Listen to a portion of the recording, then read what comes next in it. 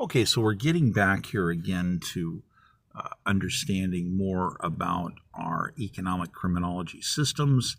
and about quantum city intelligence, and we're going to move over to a deeper understanding and dealing with basically global convergence intelligence. And this is when we're going to be dealing with things like the mindsets involving the different types of sources and different types of variances of poisoning, of how information is tainted, because we're working with quantifying so that we can understand it with truecore logic on what these various parties have done to diabolically oppose the Constitution of the United States, because they're attacking it. That's what they're trying to do. They're trying to wedge their way in deeper and deeper to get into government, So it's crucially important to understand more about how these matrices end up converging into these different areas. So if we're looking at the convergences, we also want to understand how they also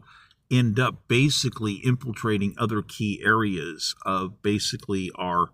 LM cores, our language model cores, and the ways to catch these different types of algorithms and whatnot. It's very complex to try to understand how all these waves are coming into effect, and they're basically going to be into getting detected. So we have to end up working with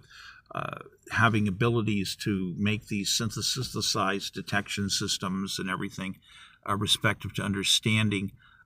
the model capabilities and intelligence of the models, as well as being able to monitor and understand which things are in spec versus which things are out of spec. So we're going to end up having, some of you probably are not familiar with understanding some of the stuff on how different types of language models are exhibited and how you can basically set different ways of understanding what it is, explain what it is, explain how it works, explain how the different types of interrelationships are going to happen. And so you have to work with these things in different sections and develop them, and then eventually blend them all into hopefully master language constructs that will work. So this is when you end up working with all these neat little things like